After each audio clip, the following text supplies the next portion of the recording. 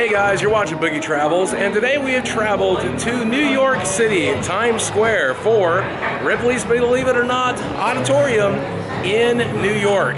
This one is supposed to be very, very different from all of the other ones in the world. This is my second Odditorium. If you want to see the Hollywood one, you'll see that here on the channel as well. But for now, let's explore this one and see what kind of cool stuff they've got. Here we go, right out front of Ripley's Believe It or Not Museum. You'll see a giant body where you can get into the body of the largest man in the world. I think this was, what was his name? I don't know, much bigger than me. What do you think? I think a little bit smaller. A little bit smaller than he was.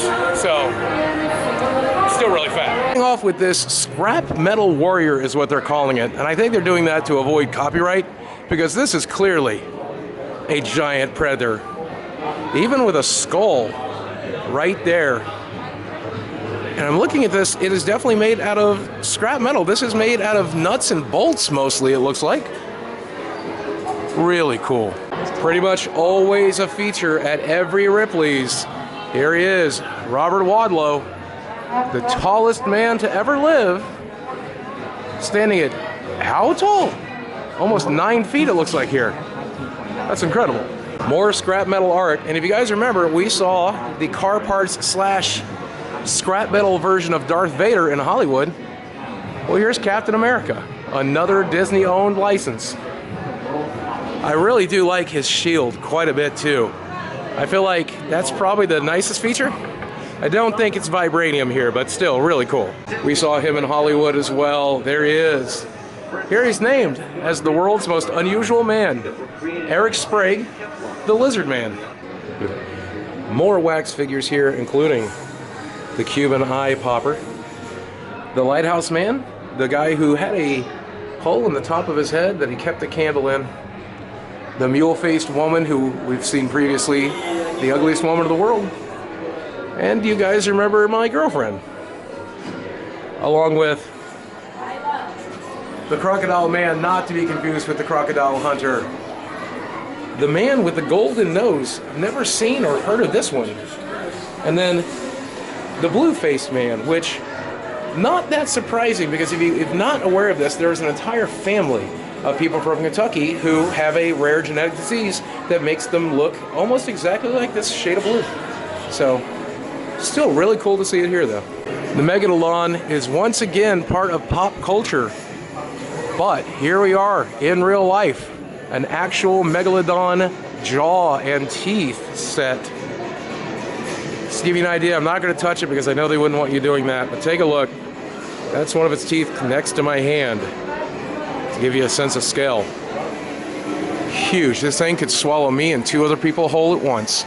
Now this little pen is just chock filled with oddities, including a genuine 2-headed lamb that's been taxidermied, the world's largest hairball, measuring 36.75 inches and 10.5 pounds, coughed up from a cow's stomach, a genuine 2-headed goat, and then this bizarre oddity here.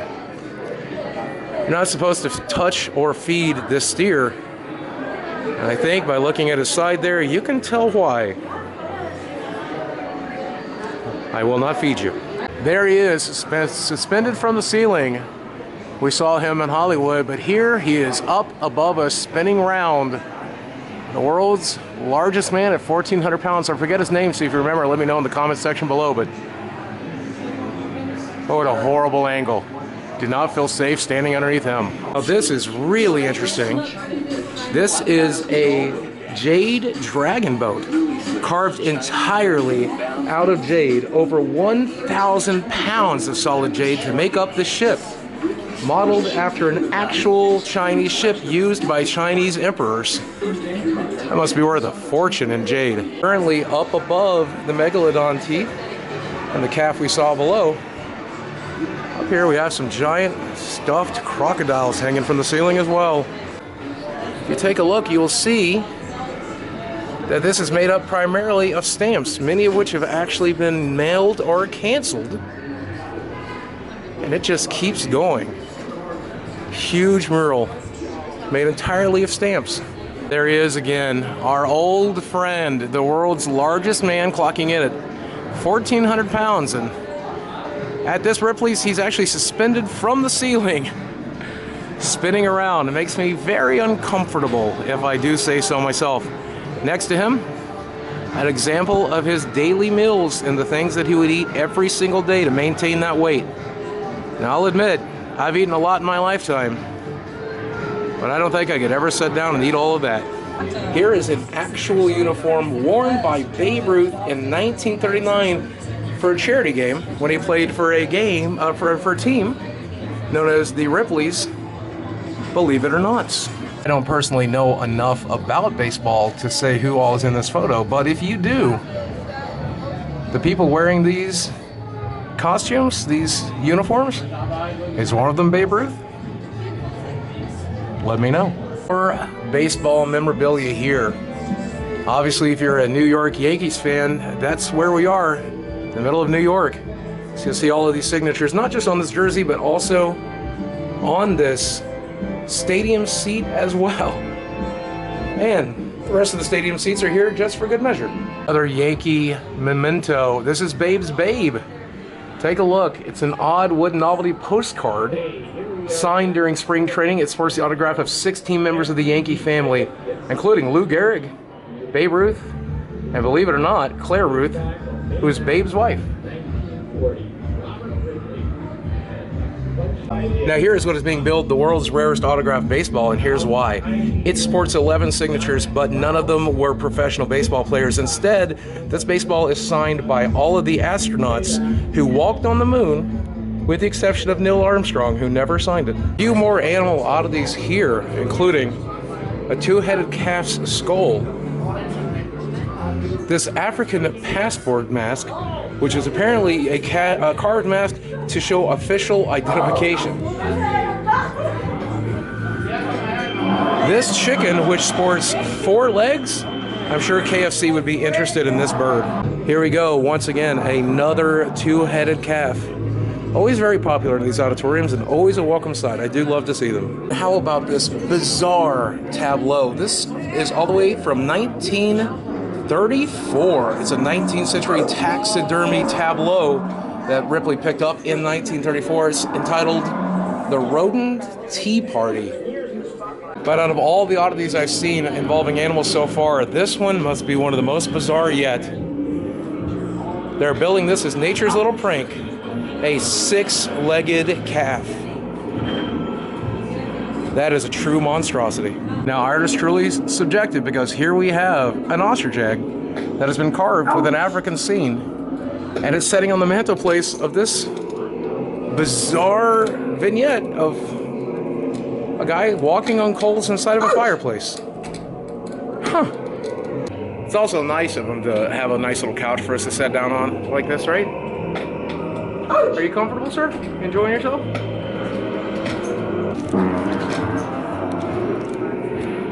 That wasn't me.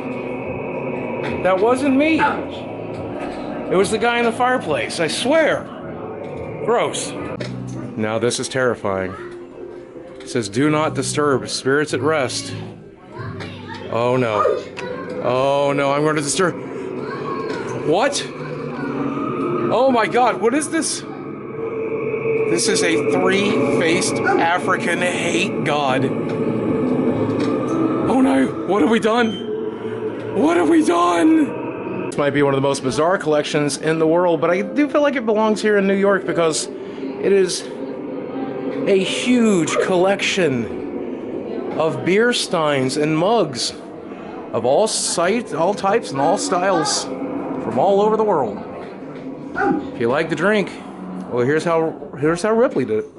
I'm sure James Cameron probably tried to buy this from Mr. Ripley, but this is coal from the RMS Titanic that was recovered. A little chunk of coal. And you would not expect here in New York to find a little bit of memorabilia of Napoleon, but yes, there's this. Napoleon's death mask from 1821. Now when somebody died, for the most part, they would make one of these masks to remember what they looked like. And this one belongs to the man himself. Sitting back to relax and enjoy this video. My new friend here. What's up, baby? I like your neck rings. Call me. And here we're starting to get really into the macabre now. This is an ancestor head from the New Guinea tribes. They strap the head of dearly departed onto wooden figures and proudly showcase them in front of clan houses. Believed to possess the virtue of the dead, the skulls and the statues they adorn are considered holy, holding the clan together by linking the past and present. And this is an example of just such a head.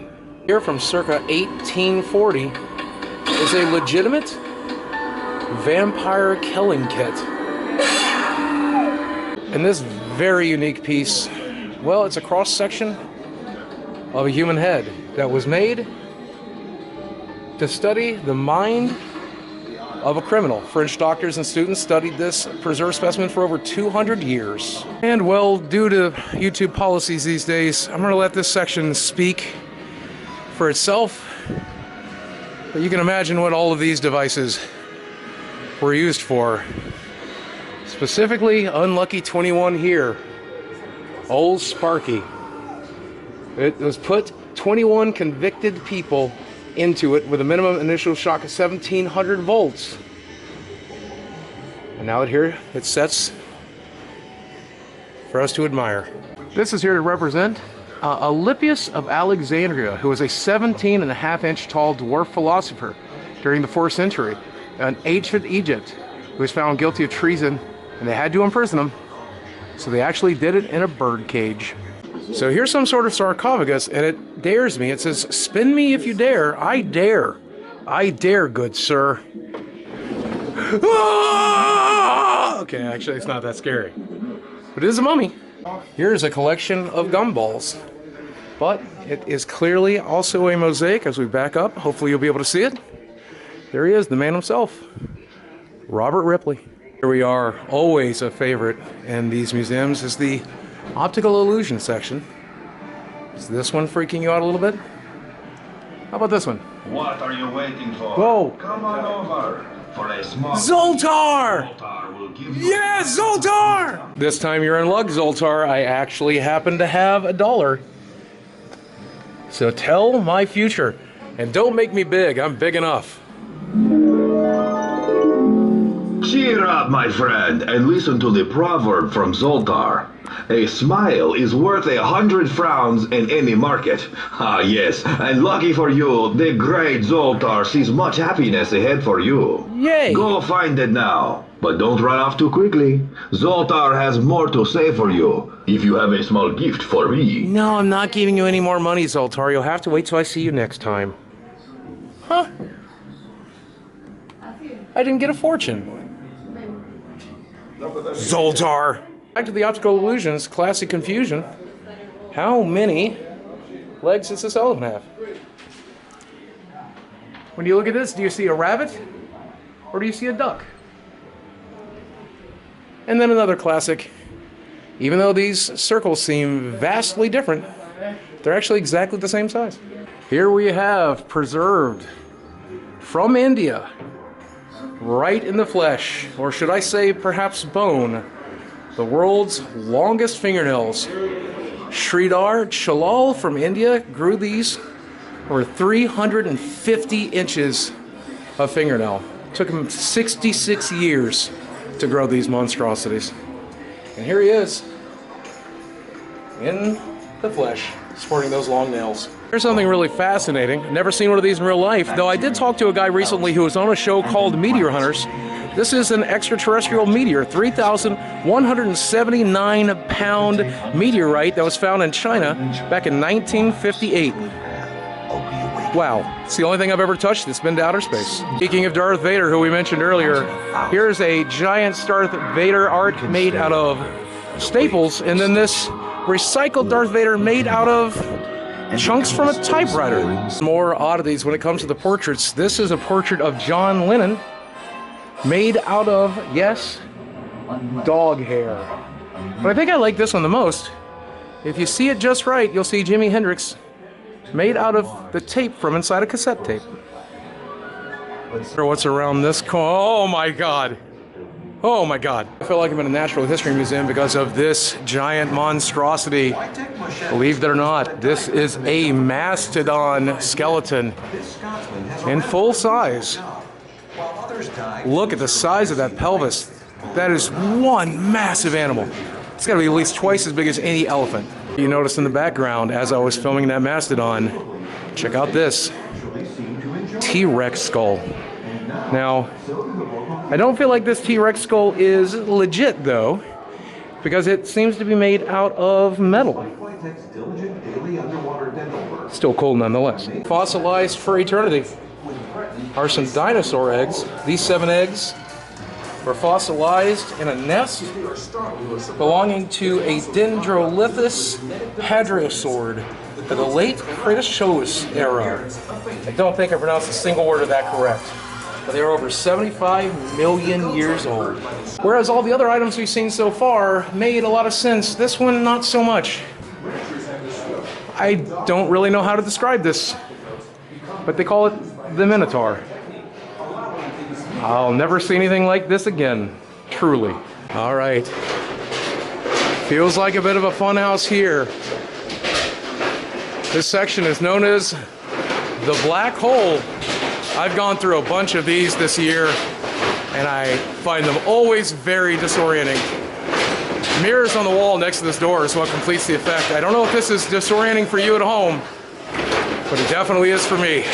Now, as we discussed in the last Ripley's video, the Shrunken Head is one of the most common things in an auditorium, but there were very few there.